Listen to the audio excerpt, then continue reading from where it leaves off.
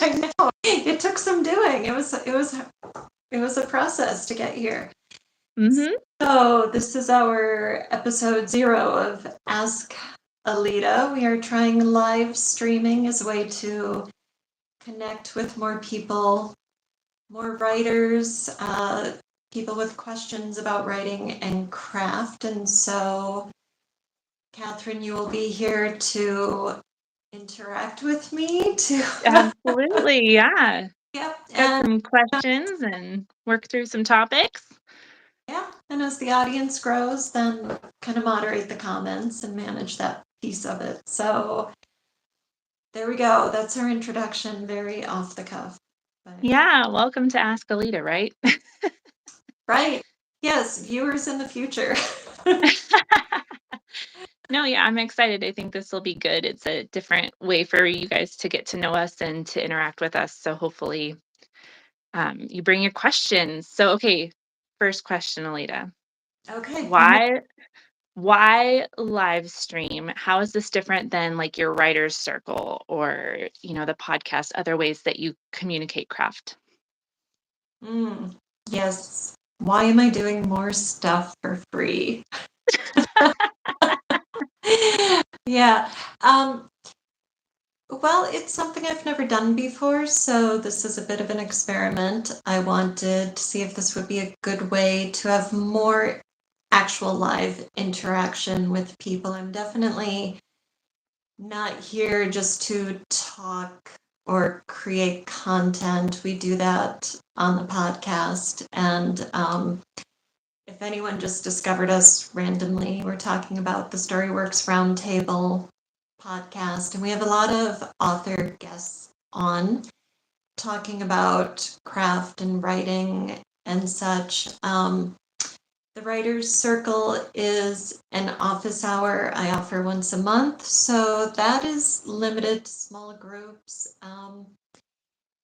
I cap it, and then writers have a chance to really deep dive with me. So someone might get 10 full minutes of attention to tell me what their story's about, give me all the background I need to really have an informative conversation about what's happening in their writing right now and help Right. them move forward. So this would be more kind of quick questions. We're thinking of coming with a topic or something we can talk about if the room is empty. So we still have Mhm.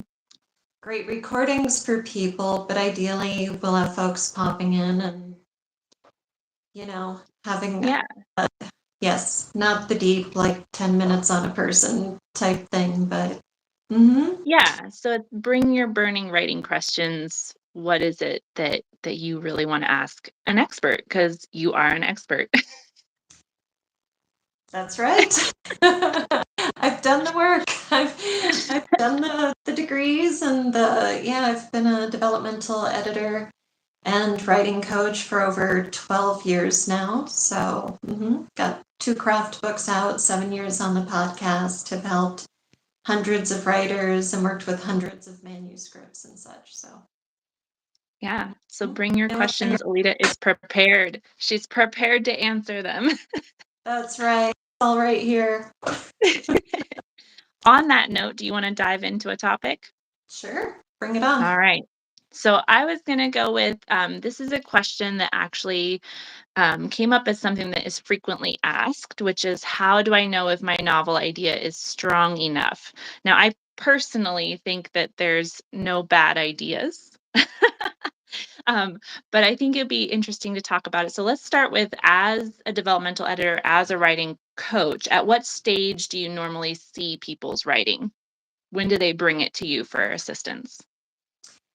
Right. So by the time I'm working with people, they've usually done enough work on their story to know whether or not it's going to be long form fiction. They've got a sense of characters, setting, and overall plot arc. They might not have a complete first draft, right? Hmm. They've got a beginning, they've got characters, they've got a climax in mind. The story's been burning in them for quite a while. Um, and somebody who wants work with the developmental edit needs to have a manuscript before working with me. And I've got different packages and different processes, and we would have a call and talk before. So we would Right. figure it Yeah. out case by case, right? Somebody who doesn't have a complete draft would be better in a coaching group or coaching situation. Somebody who's really asking that question, is my idea a book? Hasn't done the developmental processing, the pre-writing development of their idea. Before I Right. start writing a book, I do a lot of thinking. It's percolating. I do journaling. I'm creating character sketches and getting ideas down on paper and really thinking about it. And, you know, um, saving Annabelle, uh, I thought it was going to be a story. So I wrote a story and it was like, nope, this is way too big for this container. So then I was writing it as a play. And then it was like, no, I need to do so much, it's historical fiction. I knew I wanted to get description in there and setting and do the work of world building.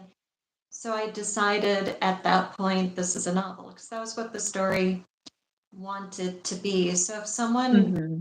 is asking that question, I would say, do your processing, do some journaling, keep thinking, get the idea out there. And then if you still need some guidance, like come to the writer's circle, come to a free Yes.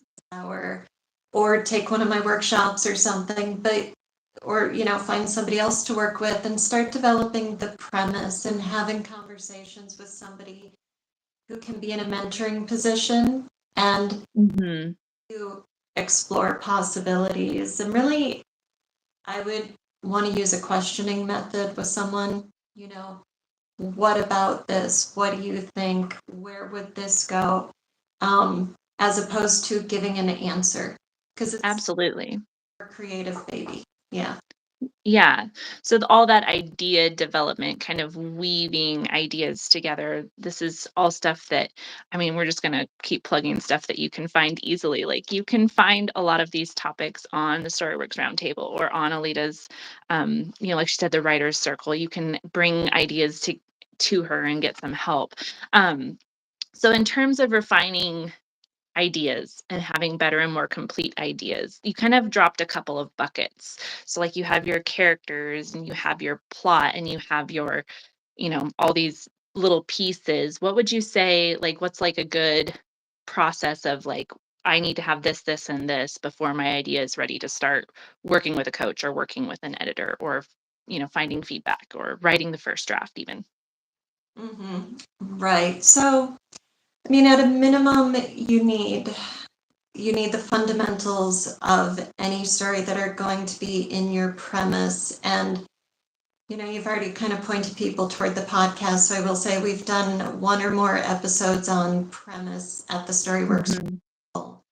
podcast, right? But and this is something I've taught in a lot of workshops, but you've got to know who, what, when, where, why, and how. The 5 W's and the H. And it's just the premise. It's just a springboard to get you into so many other things. But with who's your protagonist? Who is your antagonist or antagonistic force? What is this character going to come up against over the course of the journey? What is this plot about? What is going to happen? How are those things going to happen? When something happens to the protagonist, how is the protagonist going to respond? How is the protagonist going to get out of or overcome this circumstance, this thing that happened?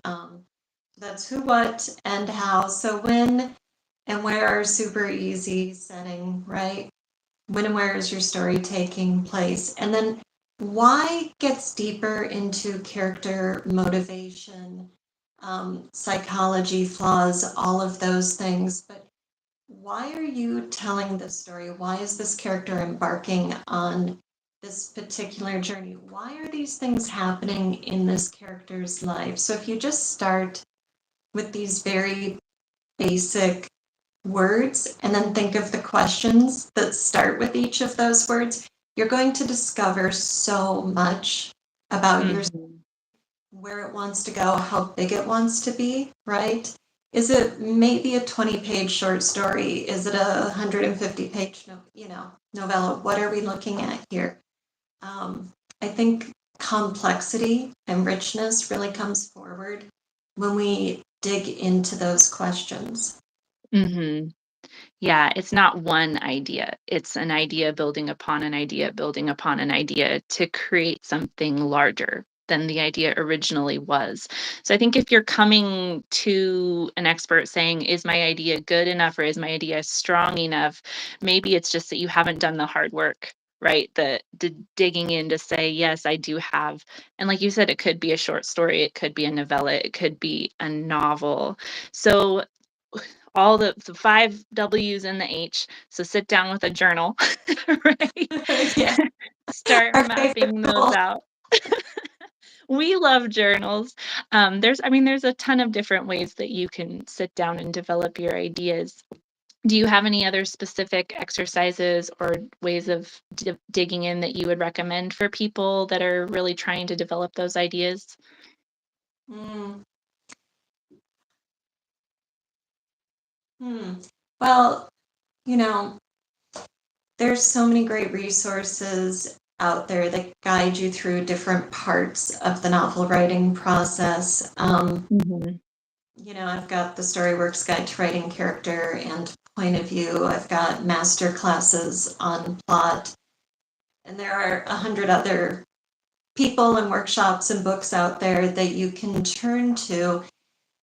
So, it's a process of, I think, start with what is compelling you to write the story. Somebody might tell you, well, you need to know about your character first, or somebody might tell you, you need to get your plot points first. There's a lot of different advice out there, but something will excite you. And Mhm. you might be really excited about world building, or you might be really captivated by the idea of your protagonist, or you might be driven by the problem you want to explore. We're getting more into theme with that kind of exploration. So I would do the journaling and the development and the free writing and the sort of, personal, not taking it to people, but the personal workshopping of ideas on paper that gets you fired up, because that's what's going to launch other parts of the story.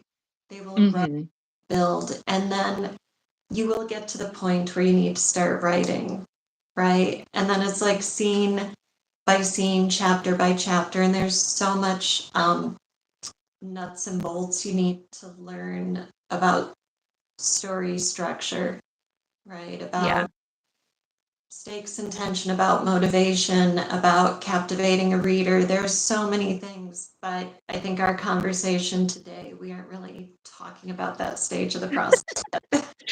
Well, but at the same time though, like you have people who will bring you a developed idea and maybe they've done all that work, but it still needs tooling. It still needs for them to go back and look at their ideas and maybe fix things or change ideas entirely that will rework their story, right? As a developmental editor, you probably see, manuscripts change dramatically from first draft to second draft.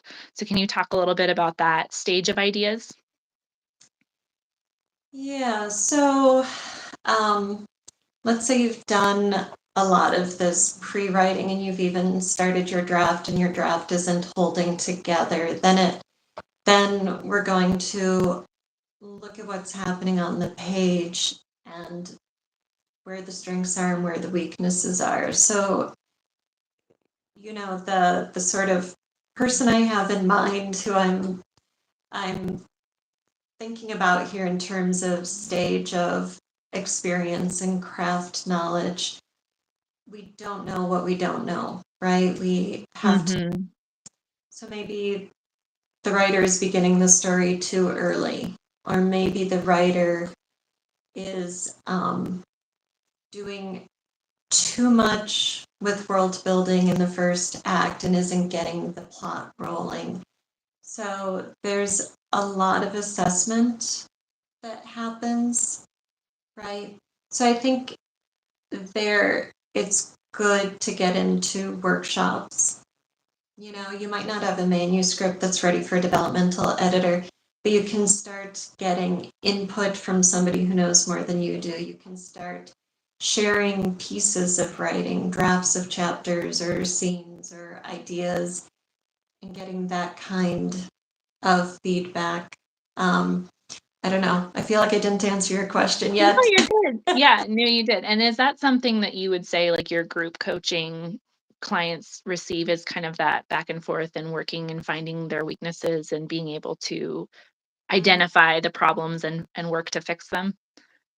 Yeah, definitely. I mean, in my coaching groups, it's very small group, personalized. So I make sure that I address whatever the writers need, and I work to bring together a group of writers, a small group, who are going to be well suited to each other. Mhm.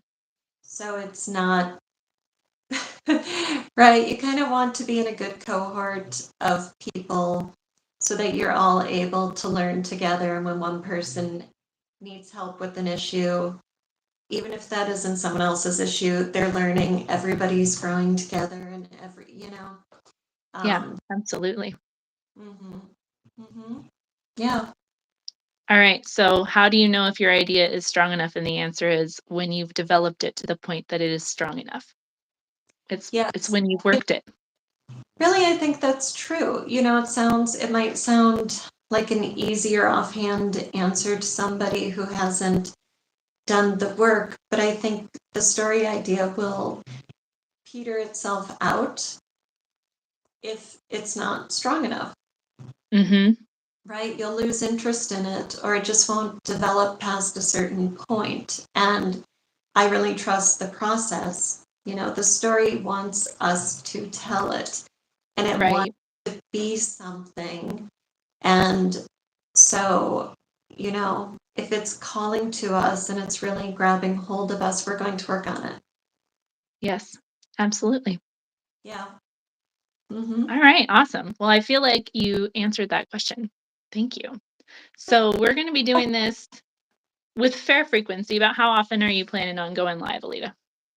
Uh, well, we kicked around doing it every other Monday, right? The weeks when the podcast doesn't come out. Yes. So this is still early days, and we will start with that. And if it's too much or not getting traction, we might cut back and do it less often, or we'll see. So show up for us, people. And how can people get notified when we're going live or if they what the topic's going to be, if they want to submit questions, like where are we going to keep all of that? Yeah, so the best place to connect with me and exchange notes is in Substack, in a room full of books and pencils. So commenting on posts there. I will definitely announce when I'm going live in Substack. So yeah, Yeah, and we're submitting questions through that as well. yes, yep, definitely submit your questions in Substack. It's booksandpencils.substack.com. And then if you subscribe to the YouTube channel, you should be notified when I go live. So that's another way to just pop Yeah, in. But absolutely. no hard and fixed rules yet. We're figuring this out as we go. Yes. But we'd love to have you guys here, have you and ask your questions live, and we will do the best to find them and have Alita answer them for you. Exactly. All right. Cool. Well, thank you, Catherine. This is fun. Yeah, this is good. All right. I guess I do that.